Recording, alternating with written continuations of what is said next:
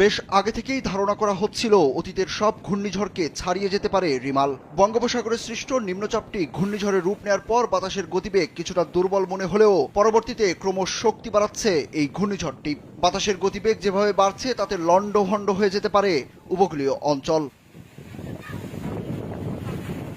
এরই মধ্যে ঘূর্ণিঝড় রিমাল ব্যাপক শক্তি সঞ্চয় করে প্রবল ঘূর্ণিঝড়ে পরিণত হয়েছে। প্রতিনিয়ত বাড়ছে বাতাসের গতিবেগ। ঘূর্ণিঝড় রিমাল খুলনা ও বরিশাল উপকূলের দিকে এগিয়ে আসছে। প্রবল ঘূর্ণিঝড়টি বাংলাদেশের উপকূল থেকে ৩০০ কিলোমিটারেরও কম দূরত্বে অবস্থান করছে।